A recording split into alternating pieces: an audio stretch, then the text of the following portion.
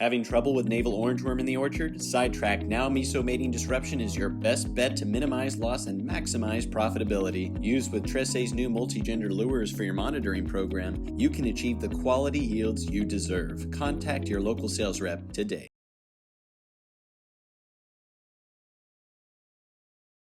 Hello, I'm Matthew Malcolm with Pacific Nut Producer Magazine, reporting to you from the headquarters of American Pistachio Growers in Fresno. I'm here with President of the organization, Richard Matoian, here to talk about the pistachio market, where we're at. I mean, last time we talked was at our Grape Nut and Tree Fruit Expo, and wanted to see where we're at market-wise. It's been tough. I mean, we've had trade wars, we've had the pandemic. It's just, there's always something going on. So, but we're still, we brought in a 1 billion pound crop this last year, and we want to make sure that it continues to find homes all over the world. So what can you tell us about where we stand? Yeah, sure. So the last time I spoke with you was in November, and we had just completed the fiscal year that ended August 31, 2020.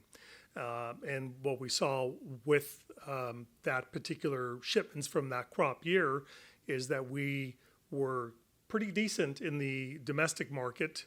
We had near record sales, and we've done very well in the domestic market, but it was the export market that suffered. We were off in many of the countries, particularly China, Hong Kong, and other parts of the world, due to the pandemic, due to competition, due to tariffs.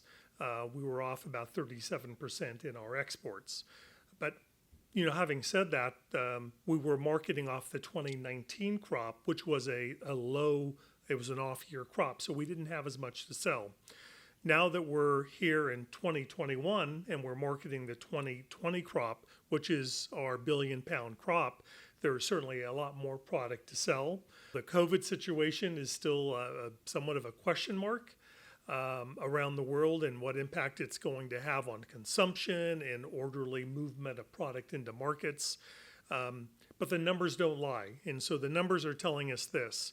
For domestic shipments, we're up 2% year over year, and this is through the month of January 2021. So we're several months into the new marketing year. So domestic shipments are up about 2% over last year. Year to year, export shipments are up about 18.5%. So that's a very, very positive signal.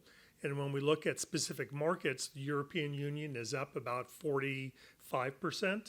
And China is up 16%. So very positive trends in those two areas of the world.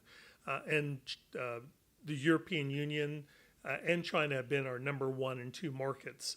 They've kind of flip-flopped in more recent years, with the EU being number 1, but China has been number 1 previously. And just looking at shipments that are going into China right now, and if they continue along that same trend, we'll be doing fairly well and will more than make up for the loss in the market last year.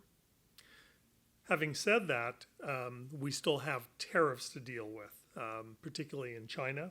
Yeah, and with the change in presidency, the new administration, before President Trump was able to kind of hopefully finish off what he started. Mm-hmm. We're now to a new administration, and what do we know or think is going to happen in the future? All we know that's happened thus far is that President Biden has had one phone conversation with President of China, Xi Jinping. The announcement that came out after the phone call was that it was a cordial call, but President Biden announced that he was going to maintain the tariffs in place. So we still have the status quo of the tariffs. And for pistachios and other nuts, every nut is a little bit different. But for pistachios, it's 50% on raw product and 15 to 30% on roasted product, just depending upon how that's packaged. So we still have the same tariffs in place. The good news is that despite the tariffs, our shipments are up. And our shipments are up because China, who desires a lot of our product, can either source it from the United States or they can source it from Iran.